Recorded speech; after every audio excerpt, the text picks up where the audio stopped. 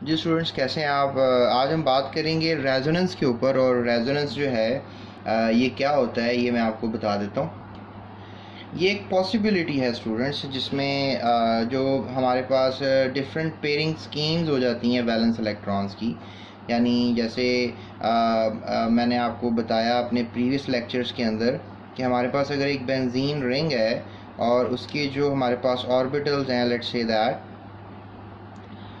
उसके जो ऑर्बिटल्स हैं हमारे पास which are 2p z orbitals, तो ये ओवरलैप कर सकते हैं, ठीक है।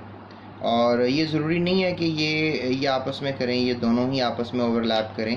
ये भी आपस में ओवरलैप कर सकते थे, अगर करना चाहते ये कर लेते और ये कर लेते।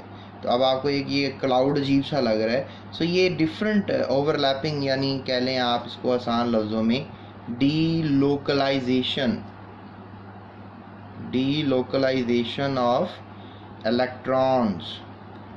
तो जब ये delocalisation of electrons different orbitals में या वैलेंस इलेक्ट्रॉन्स में होती रहती है, तो इस मज़हर को, इस फिनोमिना को, इस कहानी को आप रेजोनेंस का नाम देते हो।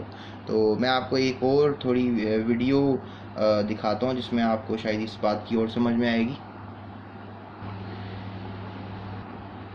जी तो स्टूडेंट्स, अब आपको जो है इस तस्वीर में नज़र आ रहा है, जैसे ये देखें, ये sp2 हाइब्रिड ऑर्बिटल है, ये सिग्मा बॉन्ड है, ये बेंजीन रिंग में आपको दिखा रहा हूँ।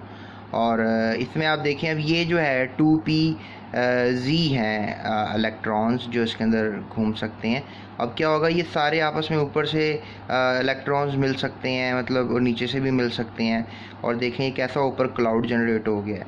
अब जो मैं आपसे बात बताना चाह रहा हूँ ना, जैसे फॉर एग्जांपल ये और ये ऑर्बिटल्स आपस में मिल गए, ये और ये मिल गए, और ये और ये मिल गए, ठीक है। जिस तरह ये और ये मिल गए, ये और ये मिल गए, ये और ये मिल गए, इसी तरह ये और ये भी मिल सकते हैं, ये और ये मिल सकते हैं, ये और ये मिल सकते हैं। तो यू कैन से कि ये 50-50% होता है। इसको रेजोनेंस कहते हैं, ठीक है। इस सारे अमल को जो है आप क्या नाम देते हो? रेजोनेंस। तो बस ये चीज़ आपको जो है पता होनी चाहिए। तो ये पाए हमेशा जो बॉन्ड होता है ना, ये पाए इलेक्ट्रॉन्स जो हैं हमेशा क्लाउडी सा बनाते हैं। ये सेक्सटेट बना गया है किस्म का, आप इसको ये भी नाम दे सकते हैं। सो इसे डीलोकलाइज्ड इलेक्ट्रॉन्स की वजह से जो है ये पॉसिबल हो पाता है। अब मैं आपको जो है एक डायग्राम दिखा रहा हूँ। जिस तरह अब ये बॉन्ड हैं, ठीक है, ये जो डबल बॉन्ड पाए बॉन्ड हैं, तो ये जो डबल एरो होता है ना, ये रेजोनेंस के लिए होता है। यानी ये वाला स्ट्रक्चर इस स्ट्रक्चर की शक्ल भी इख्तियार कर सकता है, जिस तरह मैंने भी आपको एक बताया था डायग्रामेटिकली। तो ये वाला पॉसिबल है, तो ये भी पॉसिबल है, ठीक है। तो इन दोनों को अगर मैंने शो करना है तो मैं इस तरह एक बेंजीन रिंग बनाऊंगा और अंदर एक रिंग बना दूंगा। और इस रिंग का मतलब होगा क्लाउड है, नीचे भी है और ऊपर भी है रिंग के। That makes an idea. और इस तरह से ये एक दीवार नामी साइंसदान है, उसने भी हमें ये बातें बताई हुई हैं कि डीलोकलाइजेशन हो सकती है। यानी अगर ये स्ट्रक्चर है तो ये स्ट्रक्चर जो है आप कह लें कि इस तरह भी हो सकता है, ठीक है। अगर आप इसको आप कह रहे हैं कार्बन नंबर 1, तो कार्बन नंबर 2 के ऊपर भी इस तरह की सिचुएशन क्रिएट हो सकती है, और कार्बन नंबर 3 के ऊपर भी इस तरह की सिचुएशन क्रिएट हो सकती है।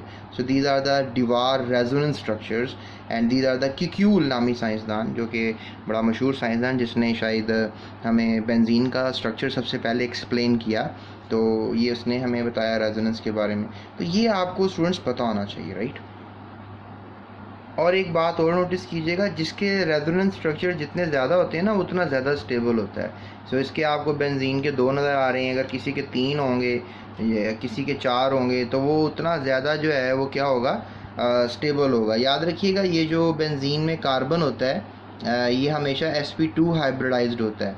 अगर आपको अभी ये बात समझ नहीं आ रही तो आपने VBT वैलेंस बॉन्ड्स थ्योरी और उसमें हाइब्रिडाइजेशन की जो sp sp2 sp3 की जो एक डिफरेंट एग्जाम्पल्स हैं, ये आपने अच्छी तरह तैयार करनी है, फिर आना है इस चैप्टर को पढ़ने। अदरवाइज़ ये ठीक है, समझ में आ रहा है आपको, लेकिन उस हिसाब से समझ में नहीं आएगा अगर आपको वैलेंस बॉन्ड थ्योरी नहीं आती है। तो वैलेंस बॉन्ड थ्योरी को पक्का कर लें माइंड में पहले, फिर इस बात को समझें, रेजोनेंस को समझें, तो आपके लिए ईजी रहेगा। स्टूडेंट्स, ये जो दीवार स्ट्रक्चर्स हैं इनको इतनी अहमियत नहीं मिली, ठीक है, क्योंकि ये जो डिस्टेंस है ना 1 4 और 2 5 और 3 6 के दरमियान, तो ये बहुत ज़्यादा डिस्टेंस है। मतलब ये जो डिस्टेंस है ये क्वाइट फेवरेबल है। ये डिस्टेंस कैसे पॉसिबल है कि इधर का जो 2pz यानी पाई इलेक्ट्रॉन वाला सिस्टम है, इधर का जो पाई इलेक्ट्रॉन वाला सिस्टम वो आपस में फ्यूज़ हो जाएं। तो इसलिए ये दीवार स्ट्रक्चर्स को इतनी ज़्यादा अहमियत हासिल नहीं है। इवन बताया तो जा सकता है बात को रेजोनेंस के लिहाज से, लेकिन इतना ज़्यादा फिजिबल नहीं है एनर्जी के हिसाब से। ये स्ट्रक्चर ज़्यादा फिजिबल है, इसलिए क्यूल के स्ट्रक्चर्स को ज़्यादा रिस्पेक्ट दी जाती है। स्टूडेंट्स, आपको अब ये जो बेंजीन का नज़र आ रहा है स्ट्रक्चर, इसमें जो ये ऑल्टरनेट बॉन्ड नज़र आ रहे हैं ना आपको, इसको हम कहते हैं ऑल्टरनेट बॉन्ड्स, राइट। और इसको आप एक और नाम देते हो इन बॉन्ड्स को जो कि ऑल्टरनेट बॉन्ड्स होते हैं, इन्हें आप कॉन्जुगेटेड बॉन्ड्स भी कह सकते हो, ठीक है। You can call them as a conjugated bonds, या इसको रेजोनेटिंग बॉन्ड्स भी आप कह सकते हो, क्योंकि ये वाला बॉन्ड इधर आ सकता है, जिस तरह ये देखें अभी ये इधर था, अभी ये देखें इधर आ गया। ये वाला बॉन्ड जो तो इधर था वो भी इधर आ गया, ये देखें साइड पे आ गया। सो ये कॉन्जुगेटिंग बॉन्ड्स हैं या ये रेजोनेटिंग बॉन्ड्स हैं। So that's why in bonds की वजह से ही जो है ना रेजोनेटिंग स्ट्रक्चर पॉसिबल हो पाता है। एक बात ना आप और नोटिस कीजिएगा कि जो बॉन्ड लेंथ है कार्बन की और कार्बन की, मतलब यहाँ पे जो कार्बन है और यहाँ पे जो कार्बन है, जिस तरह आपने एक मॉलिक्यूल पढ़ा होगा ये वाला molecule, this is called ethane molecule, या फिर आप चलें डबली बॉन्डेड मॉलिक्यूल पढ़ा होगा आपने ईथीन या इथाइलिन मॉलिक्यूल। तो अब इसमें ये जो बॉन्ड लेंथ है यानी कार्बन कार्बन का ये पाई बॉन्ड है, ठीक है, इसको पाई कह लें आप, और नीचे वाले को आप सिग्मा कह लें।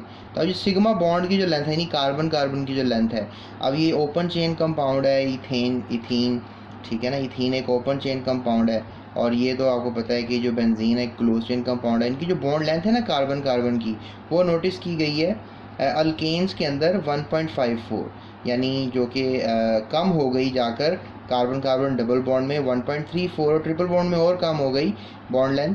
मतलब इसमें आपको जो आएगी 1.54 एंगस्ट्रॉम नज़र आएगी, इसमें आपको नज़र आएगी 1.34, और फिर जब ट्रिपली बॉन्डेड कार्बन हो जाता है यानी इथाइन मॉलिक्यूल या एसिटाइलिन मॉलिक्यूल बन जाता है, तो उसमें आपको ये बॉन्ड लेंथ नज़र आएगी 1.20 एंगस्ट्रॉम। लेकिन वेरी इंटरेस्टिंगली स्पीकिंग, ये जो बेंजीन के अंदर कार्बन कार्बन बॉन्ड लेंथ है यानी इसके और इसके दरमियान, दैट इज़ 1.397 एंगस्ट्रॉम, जो कि quite amazing है, right. That is something like more than that of doubly bonded, यानी ये बॉन्ड लेंथ थोड़ी सी ज़्यादा है, राइट।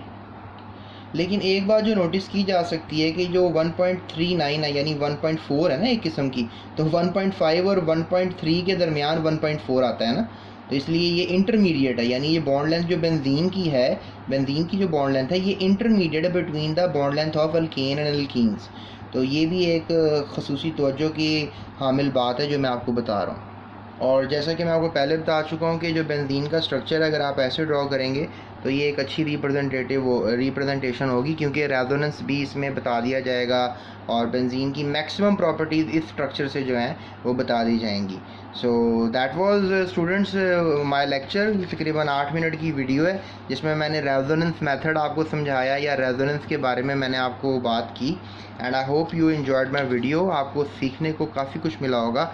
अगर येस तो फिर अपने स्टूडेंट्स जो हैं आपके क्लास फेलोज उनको मेरे बारे में ज़रूर बताइएगा और मेरी वीडियो उनसे ज़रूर शेयर कर दीजिएगा और लाइक भी कर दीजिएगा, चैनल को सब्सक्राइब भी कर दीजिएगा। और मज़ीद वीडियोज़ के लिए स्टूडेंट्स, जिस तरह ये आपका जो चैप्टर है that is something like name of this chapter is very interesting name, benzene से रिलेटेड नाम इसका रखा है हमने, that is chapter number 9 aromatic hydrocarbons.